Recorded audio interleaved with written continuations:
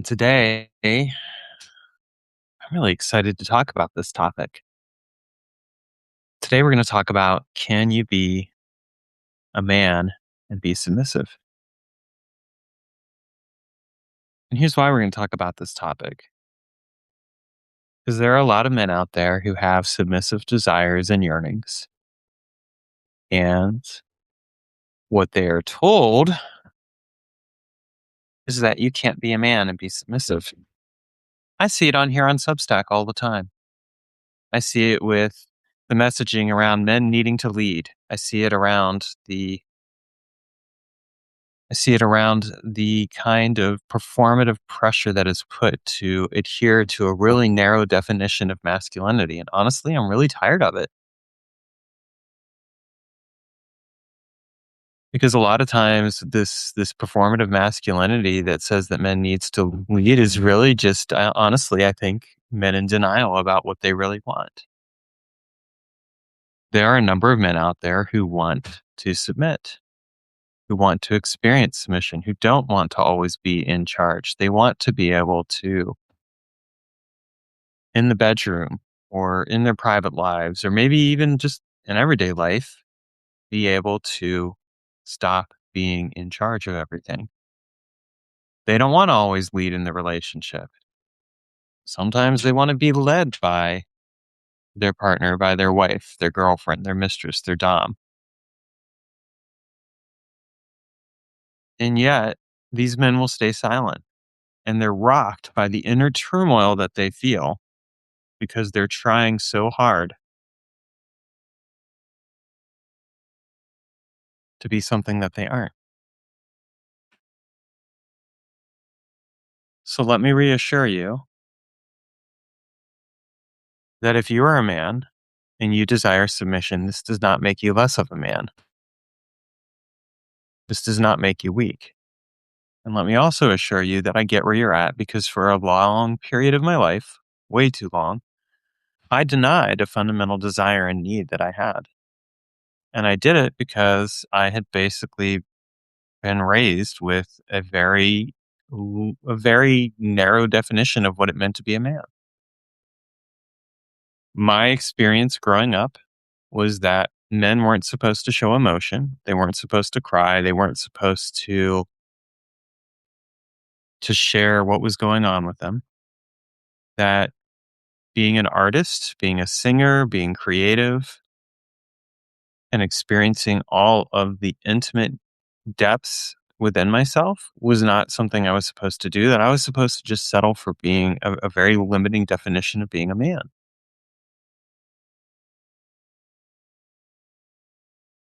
And it fucking sucked. It wasn't who I really wanted to be. Yet I gave away an essential part of myself, and I did it because I was a kid. I didn't know any better. I gave away an essential part of myself. And in the process, I discovered just how much it left me feeling empty.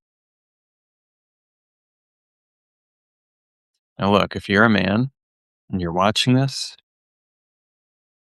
I want you to know that you're not alone. I want you to know that your desires to submit are not weird or repulsive or wrong, that they are normal feelings and experiences that you're allowed to have.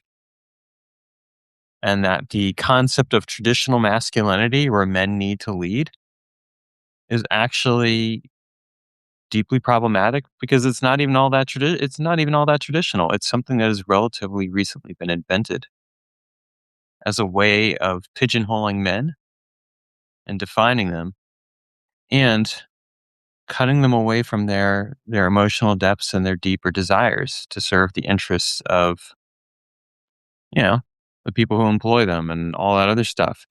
And it's come at the cost of a vast amount of harm, because those same men have also essentially projected their own wounding onto the women in their lives and onto the world. And I'm not saying this as a bash on men, because this is a reality that all of us need to deal with. I'm saying this as a statement of realization and clarity. Like, hey, this happened. I grew up I grew up with this very narrow definition of masculinity, and I tried to perform it for a long time. And I performed it in ways that weren't really healthy. It wasn't healthy masculinity. I did things that I'm not proud of, because I was trying to quote unquote be a man. It wasn't just a matter of me pushing down emotions. I certainly did that. It wasn't just a matter of me acting like a tough guy. Sometimes the way I behaved toward women in my life wasn't very healthy.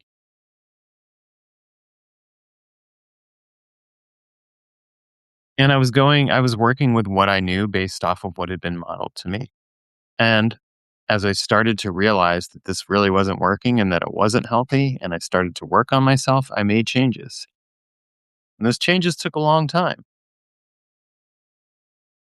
I share sometimes how I got into men's work. I got into men's work a few years ago in the wake of a breakup, but the changes that I'm talking about started a lot earlier than that. I started making changes in who I was. I started learning to access my emotions and do some of the things in some ways, but there was still messaging I carried. I remember for a long time in my life, I held on to this very damaging belief that feeling emotions was weakness, that I needed to be strong, and that being strong meant that I didn't share what I was really feeling. What that did is it cut me off from the people I was in relationship with. It walled me away. It prevented me from speaking up about my genuine desires and truths and my emotions. And to be clear, I have some responsibility for that. I can point and I could say, yes, my dad had this effect on me. And he definitely did. I can point to previous generations and say, here's how these generations rolled this out and how this impacted me. And all of that is true. And it doesn't change the fact that I also bear some responsibility for it. Now, what has changed is that I've taken action to address that over the years. Again, at first it was slow. It was slow. It was learning, for example, that I could feel emotions, that it was acceptable for me to feel emotions. Gradually, it changed. Eventually, I started learning that not only could I feel emotions, but that I could express them. And sometimes I needed to work on tempering how I expressed them, not because it was wrong for me to feel emotions, but because it could be so intense and overwhelming. And I didn't always know how to express what was going on with me. I've gotten a lot better about that.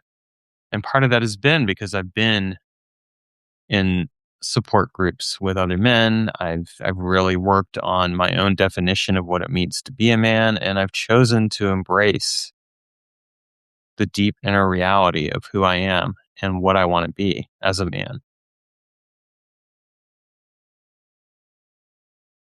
Now, something I really want to share that I think is equally important is that being a man and being a submissive actually go hand in hand in a lot of ways. And what I mean by that is, men have a deep desire to serve. They have a deep desire to be of service. They have a deep desire to provide. And some of that is societally constructed, but some of it is also just kind of a deep, inherent, natural recognition of this is how I am as a man. Submission is part of that experience. And while I won't say that men leading is always a bad thing, there can be good male leaders. I think that there's a lot more of the unhealthy version of leading from ego, leading from a need to be, on top, needing to be seen, needing to be recognized, things like that, than leading from a place of humble awareness and service and a sense of gratitude.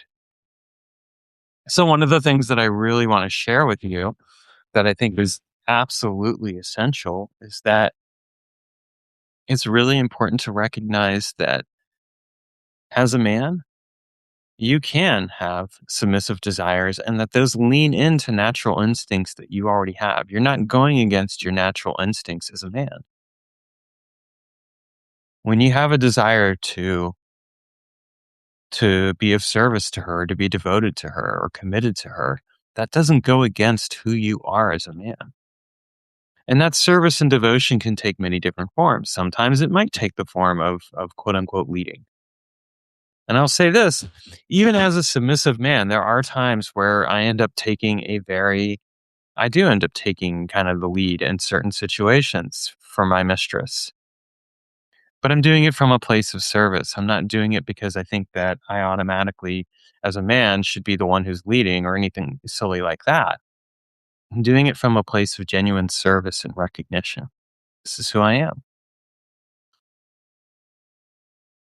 And it doesn't make me less of a man. It doesn't make me less in her eyes. It doesn't make me less in my eyes, although it took me a while to figure that out. And honestly, for the people who thinks that it does make me less, I really don't care.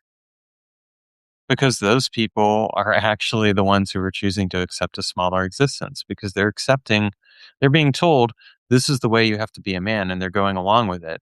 And the irony of it all is that if someone tells you that you need to lead as a man and you do it because that person told you to, like there's an inherent contradiction right there. I think it's kind of funny.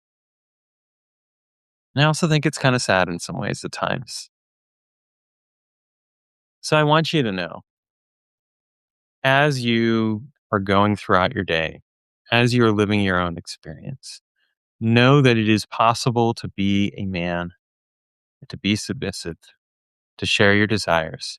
And also know that if you need help, I'm here for you. I've got you. I've got a free guide that you can get below on, a relationship guide.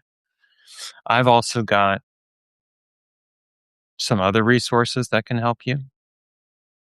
And one of the most important things that I can tell you is that it is very possible for you to be a man, be submissive, and discover for yourself what a rich and empowering life you can have. It is healthy to be a man and be submissive. Submission is a healthy expression of masculinity. No one can take that away from you. No one can tell you what it means to be a man, and that includes me. Even in watching this video, like I'm sharing with you my perspectives and thoughts and experiences, but at the end of the day, you're the one who gets to decide what this means to you and what you do with it. So share that with you so that you know that and that you're empowered. And reach out. If you need help, you need resources, you're not alone. Submission is a form of healthy masculinity. This can't be said enough. And you're not alone. I've got you. And other men out there have got you also. We're here for you, brother. Just reach out.